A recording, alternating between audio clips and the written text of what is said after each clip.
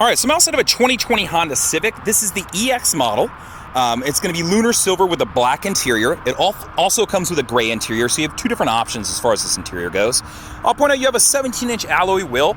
This is the same wheel you'll find on the model above it too, so it's not like you're changing wheels unless you were on a sport model, which would be below this, which will get you a little bit larger wheels, which I don't think I have a sport sitting around here to show you. On the front of the car, you've got your black grille, you've got your daytime running lights that are LED, your halogen beam headlights, and then you do have fog lights in the vehicle. Classic look, this has been the same for a couple of years. The body style hasn't changed from 19 to 20, so you're not going to see big changes there. Now over here, I will point out this car does have what's called Honda's Honda Lane Watch, which is a camera off this right side that's going to show your blind spot, and I'll go over that when we get into the car, but I just want to show you where it is so you can physically see it. And then we can kind of talk about that. The car does have keyless entry, so you can see on here the button to lock the door, so I can walk up, put my hands on the doors, it'll unlock for me. If I want to lock them, press that, I walk away, it's locked. And I'll show you how to do it to where it automatically locks, where you don't have to use this if you want here in a couple minutes too. Back of the car. So back of the car, you've got your wraparound lights, so it's a nice big setup. I like the look of it. I think it's actually a good look from the back on this vehicle. You've got a decklit spoiler, and then your chrome accents on the vehicle. So let's pop the trunk and look inside. You've got a 60-40 split, meaning that I can open the back portions in two different sections. So if I needed to have somebody sit back there and load something through, I could. The car does come with carpeted floor mats, so you can see them in the trunk right here. And then below all this, I've got my spare, my jack, and all my accessories. You have what's called a full diameter spare. So it's not the donut, which is super tiny. It's going to be a little bit taller. It's going to be the regular height, just not the full width. So something to keep in mind when you're shopping for cars. If you live in an area with a lot of construction, you want to make sure you have a spare. Now, I like that your gas cap is set up to your door lock. So if I unlock the doors, I can just press on this and it pops open. Then you notice that it's capless. So when I shove the gas tank in, I don't have to worry about clamping this down afterwards. And if I don't, it might set off the check engine light and blah, blah, blah. It becomes a pain in the butt. So it's capless. It's set up to do all that for you. Now, if I want to lock them, I can just lock the doors. Now this is locked too. So it's just a nice setup. It's very easy to use. And of course, just functional. So before I open up the back, I always like to pause on this if I've got it on the window so I can show you a couple things. 2020 Civic, 174 horsepower, I should say 1.5 liter engine. Unless you're looking at the base model, that's the only one that comes with a 2 liter without the turbo. It's got 4 disc brakes, hill start assist, which I won't go over too much. 6 airbags in the car, so 2 front, 2 side, 2 full curtain, anti-lock brakes, your normal, what I'd call safety and interior features. Leather wrap steering wheel along with shifter knob, and I'll go over that part when we get in the car. You do have Sirius, you have Bluetooth, 8-way powered seat, 60-40 split we went over, 17-inch alloy wheels, fog lights, any of this stuff, and then some of your Honda sensing stuff, which is in the car. This is actually in every single version of the car now, which is really cool. You used to have to pay an extra $1,000 to get this. So before, of course, your delivery, which would be the $930 that Honda, I would say, charges the dealership to drop it off. So that's your MSRP of this vehicle right here. So 32 miles in the city, 42 on the highway. Your combined is looking at 36 right there. 5-star overall crash rating. It's a great car. So back seat. Let's unlock it. All right. So black interior. So black floorboards, black as far as your rests right here and your dash are always black. Doesn't matter what color car you get. It's really just the seats that you're picking that black interior or gray interior. It's a neoprene finish. It's actually a really nice material. It has some stretch and give to it, so it's not going to ball up. It's not going to tear as easy, things like that. So if you got kiddos or dogs, this is actually a really good interior. I like it. And it just feels good on your skin. So I got the seat pushed all the way back and aimed back, and I can still fit behind myself, and I'm 6 foot, so that'll give you an idea for, as far as spacing goes. If you're a 6'4", 6'5" guy, maybe you want to ride in the front seat, probably not so much in the back seat. But if you're just normal sized people and you're getting around town, you'd be just fine riding around this car. If you're taking a long road trip, maybe you consider a different car, up to you. Car does have remote start, so how it works, if I press the lock button and then press and hold the remote start button, it'll fire up for me. It'll run for 10 minutes. So you can hear it crank on. After that 10 minutes, it'll turn the car off unless I press the same sequence again, and I can run it for an additional 10, so now I'm running it for 20. It's set up to where it'll either crank on the AC or the heat, depending on what the outside temperature is. So it's just kind of nice. You can get in and have the car cool off or heat up for you. So let's hop in the car and show you a couple things. First thing I'm going to point out is that 8-way powered seat that we went over on that sticker a minute ago. So my controls are right there as far as adjusting, forward, backwards, the whole seat up, just under your legs, and then the backrest if I want to do that right there. Over here on the door, got your window controls, auto up, down on your driver and passenger side. My locks are my windows, my door locks, my mirror controls, left and right, adjust on the pad. You can see I got a trunk release right there. My trunk is set up to also off the key, or I can just walk and put my hand under and it'll open based off the sensor on the car recognizing the key, because it is smart key entry. If I need to pop open the hood, hood release is right there. So I'm going to point out these 3 features before I get in the car, just because it's easier to show them to you right now. So the first one, let's turn it on so you can see it. You see the LED come on. That is road departure mitigation. So if I start to drive off the shoulder of the road, it's going to give me an audible alert, and then we'll actually shake the wheel to be like, hey, wake up, pay attention, that sort of thing. This is great for you taking long road trips, or if you have a long commute, maybe you get tired. Above that, collision mitigation braking. This is set up to where if I'm looking like I'm going to rear in another car, first it'll give me an audible alert. If I don't respond, it will then apply the brakes to prevent the accident. So great feature. Right here, vehicle stability assist works with your traction control. In the event that I go into skid, it'll transfer power to the left or the right to help correct that skid. So let's hop inside the car and show you a couple more features. All right, so on your steering wheel, you got some controls right here. So your plus and minus is gonna be your volume control. As far as adjusting and moving around is in my menus, I'm gonna do it from here. And then to jump through those menus, I'm gonna do it from right here. So if I press this button, you'll see I've got a range, and this is tripometer information. Press that same button again. I can pull up, engine related functions as far as my turbo. I can pull up as far as related to my oil life. So this would be maintenance reminders. When you get down to 15%, it'll give you an audible alert. When it does so, it's going to throw you a code too, so A1 or A2 or B1 or B2, and that just lets you know. You can Google it or you can look in your manual, and it'll tell you exactly what they're going to recommend to you when you get into the dealership. So it's just for people who don't know much about cars or just don't know if they're being upsold, it's a comfort. And I'm one of those people too, because I'm I can sell these cars and I can tell you all about them, but when it comes to the mechanics, I don't know, necessarily how to put a carburetor back together, or, well, I guess it'd be fuel injected now, but you understand the point. So everybody wants that peace of mind to feel like they're not getting screwed over, because I think next to lawyers and maybe 1 or 2 other professions, we're the least trusted. So just something to keep in mind. Now, moving over one more, your audio. This will show you what you're listening to. I don't actually have the audio on, but I will actually talk about that for a second. The reason being is I use the remote start, so that has the car cranked on and it'll turn on the AC or heat, but it's gonna wait till I get in the car. If I push my foot on the brake and press the start button, it's gonna turn the rest of the stuff on. So let's say I remote started the car, somehow I unlocked the door, somebody got in the car and wanted to leave with it. Well, they might be able to move the car until they stop it, but they won't be able to turn it off without the car completely turning off, and it won't turn back on, and they wouldn't be able to access anything in the car. So it kind of makes it, do I really want this car at that point? So just something to keep in mind.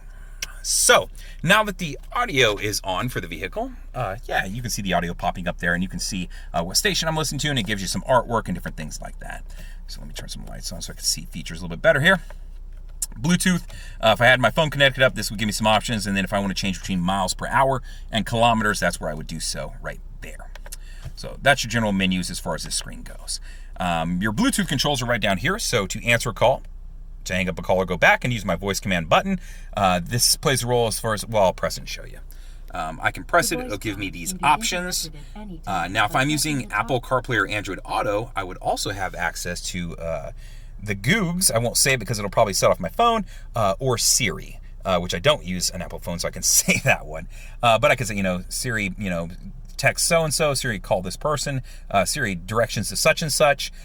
Cool things about that I will tell you. Oh, while we're talking about it, I'll just jump over and show you. Apple CarPlay and Android Auto will show up right there. Oops. All I would need to do is plug my phone into the USB, which the connector is right there, and it actually runs through a hole back there, down there. So they've even given you a cord and made it a little bit easier for you. This way you don't have wires dangling all over the place. So I plug my phone in. If I'm an Apple user, you're done. This lights up, says Apple CarPlay, select it. It's going to look just like your phone. Select your apps that are available to you and go from there. Related to navigation, you'd have access to Apple Maps, Google Maps, and Waze. If you're an Android-based user, there's one extra step. You plug in your phone, but you have to have the Android Auto app downloaded. It's free. You just have to go download it first. Same thing. It'll light up. You'll be able to select it from there. You have access to all your, your apps that I should say will translate over. So, the WhatsApp app whether you're using iHeartMedia, whether you're using Spotify, Pandora, any of the Google Maps, if you're using Waze, if you're using Apple Maps, if you're an Apple user, you have access to all of these. So just know that. That's why a lot of people like this car, because not every manufacturer out there allows for Apple CarPlay and Android Auto. They may have their own version of it, but I typically find that I think this is the best one. And if I'm going to have someone doing software for me, I would prefer it be one of those two companies versus some weird third party who just makes them for that particular car. So when it comes to those, I feel like I can trust them a little bit more because they translate out of the car and into other items, whether it be a tablet, my phone, or whatever it may be. While we're talking about that, let's just go over the touchscreen because I'm here. Audio-wise, I'll show you a couple things. Source button up here will pull up all your different options. So these are my audio sources. So I've got FM, AM, 90 days of Sirius XM. Afterwards, you can call up the people of XM or they will call you and they will gladly set you up an account. Feel free to bargain with them. They'll usually work out something for you. USB, you saw that I have a USB there that I can plug into, and I also have one down here. Let me turn on the light and you'll see it a little bit better. So yeah, I got it flipped open right there. You got two USBs in the car. I can plug an iPad, iPod, pretty much anything with an I will connect up to this car, along with most any other feature. If you want to go Bluetooth, it just has to have Bluetooth and be able to connect. You can connect up to 6 devices to a car. So whether it be your phone, partner's phone, kid's phone, dog's phone, I don't know, you fill in the blank. Pandora compatibility, so that is what that is, and then the ability to obviously mirror your phone. So jumping out of that, info screen right here. Let's pull up tripometer information. So if I want to view my trip stuff, I've got it right here. Same info that I had over here earlier, just 2 different presentations where I want the info. In that same screen, you can also pull up and set a screensaver if you want. So clock and wallpaper. I can either leave this or pick one that they have designated for me, or I could go here and then add my own custom one. If you want to add a custom one, couple things you need to do. First, you go over to wallpaper here. You have to use a USB, like a thumb drive. You can't use your phone. The reasoning for that is it can't search through folders because you're going to plug that into the USB right here, and then it's going to pull up any options. When you hit add new, it's going to show you whatever is in that folder. So that's why you have to use that, and you can't do it from your phone because I get asked about that a lot. As far as the pixel size, I don't remember, but I believe it'll shorten them down. So long as you don't have some massive photo, it'll work with you some. But I could probably find it out. If you need help, just let me know, and I'll look it up, and we'll find the answer together. So if you need that, you got it. You can customize your car. You get it. I can turn different things on, set, preview, mess with stuff, and then, of course, view it if I want to change anything in the car. So now you can see I changed it to that. So these are just some of the generic ones that it comes with the car. Jumping back out of that, Honda Link. 2 different things I'll tell you about Honda Link. The first is you can download the app. If the car offers availabilities, like to be able to start the car from your phone or to control the door locks, you would just have that available to you. Some of them are subscription-based once you move outside of the trial. I want to say in this trim level, I don't think you have those options to you. I think the only option you have available to you in this car is 100% free, which is in every level of the car, and that is via Bluetooth. You can connect to your phone. It's going to prompt you to enable Honda Link, and it's a safety feature. And what it is that if you get in a car wreck and the airbags deploy, first Honda will call down to you. If you don't answer, they can call EMS and send them out to you based off of your location, which I believe they use your cell service. I don't know if there's GPS in the car that they're pulling that from. But either way, they triangulate you and go out to you, and that way, in case you are in trouble and you're unconscious, they can help you. 100% free. All you got to do is enable it. Whenever you pair up your phone, it'll be one of the last questions. Would you like to enable this? And you'll read the prompt. Select yes. It's free. Take advantage.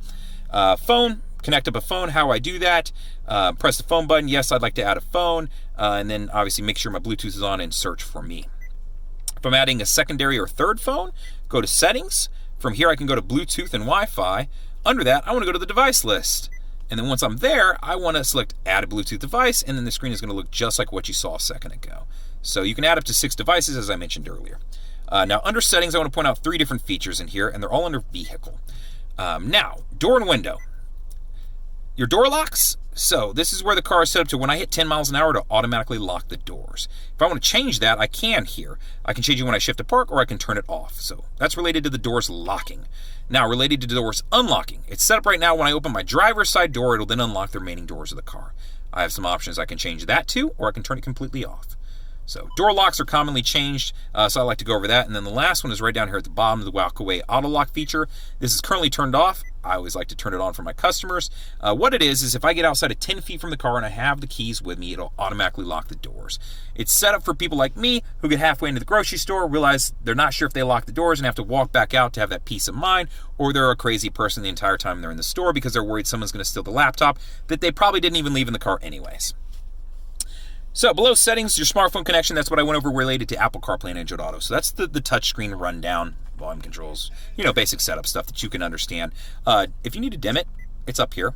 So just in case you ever wonder, that's what that button right there is.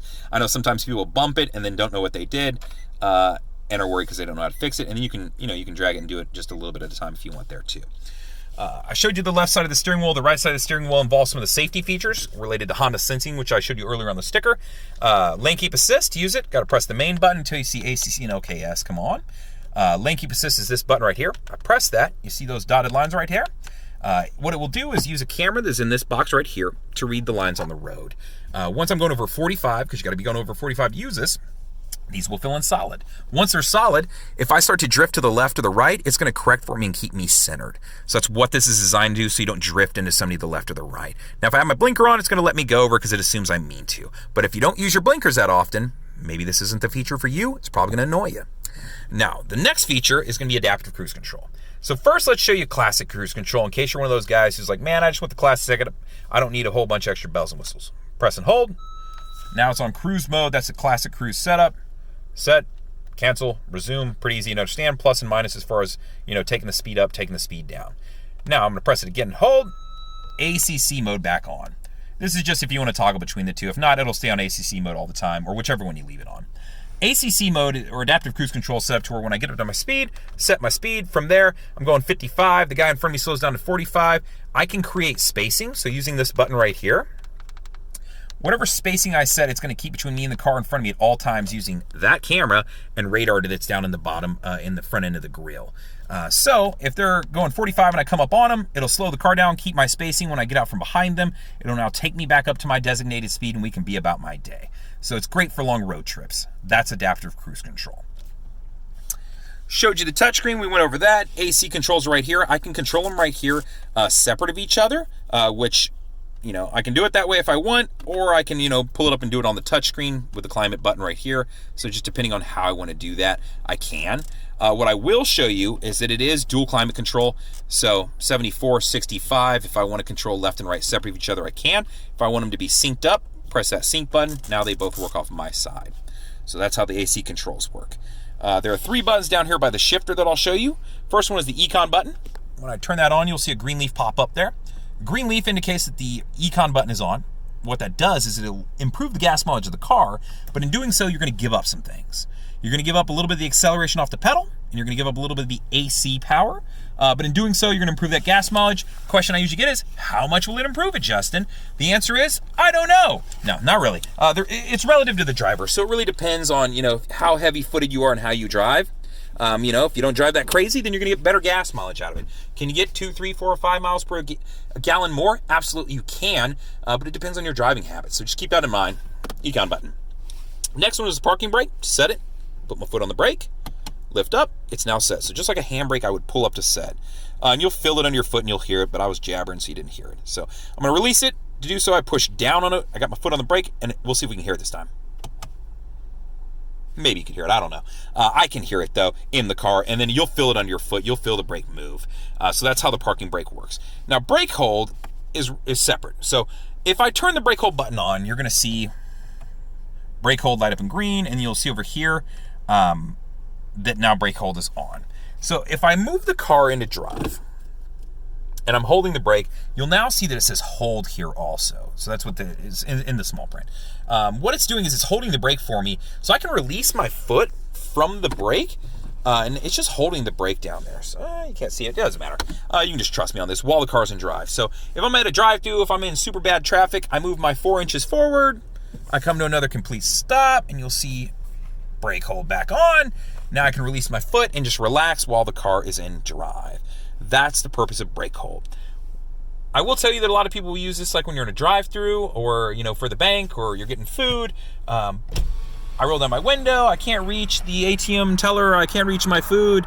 So what's the first thing I do? I take my seatbelt off. Where your seatbelt has to be on for this feature to work.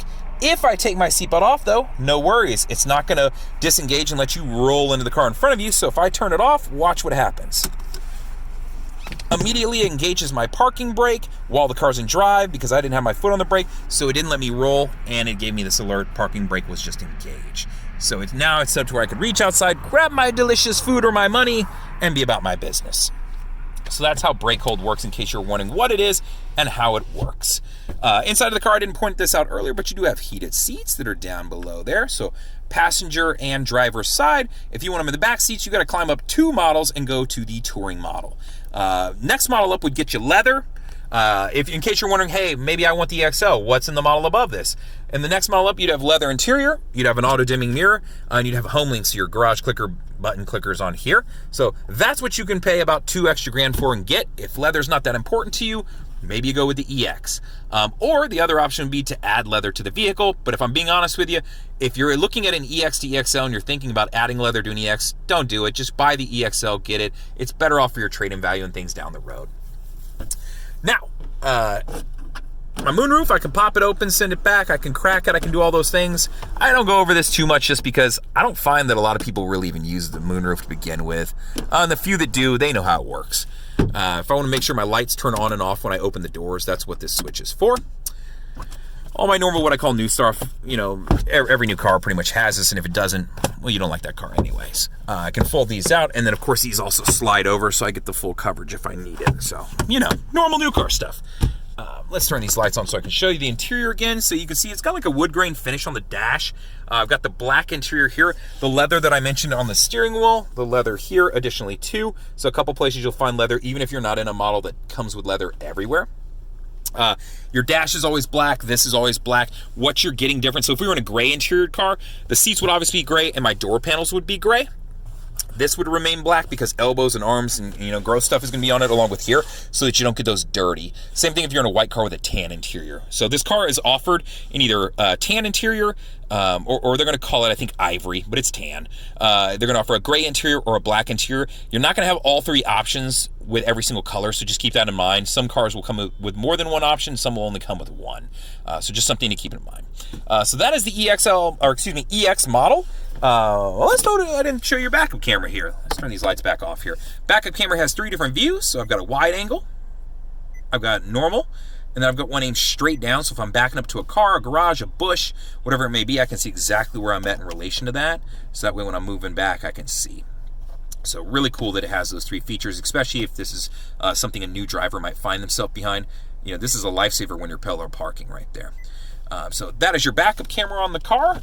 I almost forgot one of the coolest features of the car, the other camera in the car, which is related to your blinkers. You can either press your right blinker on and it fires this camera on, or you can press this button right here. When you do, there is a camera off the right side, Honda Lane Watch, which I was mentioning to you earlier, which is right over off the right side of the mirror over there. What it does is it shoots that camera down the right side of the car. The point of this is that I don't have to look over my back shoulder and try to see and then have to turn back around and hope that traffic hasn't come to a stop and hit them. This allows me to keep my eyes facing forward and be able to glance down and see where people are in relation to me. What I really like is that, you know, not only can I do that, I can press the button on and off anytime I want. So if I'm just driving down the highway and I hear a motorcycle, click that sucker on and be like, oh, that's where that guy's at. Man, I probably would have hit him because I wouldn't have heard him. Maybe he doesn't have loud pipes, you know, maybe it's crotch rocket.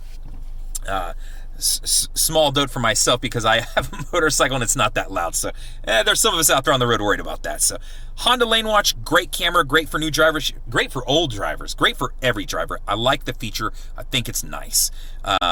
A lot of people wish it was on both sides. I think the reason they didn't do that is because you might hit your left blinker on accident and look at this and then get over and hit somebody. So to keep it simple, they just did the one side. Plus on your left side, you can already use your mirror and it's just a quick glance back versus looking over your shoulder. So 2 different cameras that are in the car. We talked about what you would get if you went up a model. You would get leather, you would get the auto dimming mirror, you would get home link. If you drop down a model below this, you'd be going to the sport model, which sport model is just going to be a different exterior look, a little bit different interior look. It's still going to have the same setup here, but if you want a sportier look to the car, it's just a different way to go. But keep in mind, you are going to give up a few different features. So we can go over a sport model. I'll make a video on that too. If you have questions, feel free to reach out to me. You can always call me. You can always send me a message on my channel. I usually check any of the related questions and answers and get back to you pretty quick. Most of the time I'll check it pretty much every day, unless it's the weekend, and then it might be questionable. Hopefully you understood. Hopefully you enjoyed this. Please subscribe to my channel. Please like, and tell me what questions you have. Thank you much.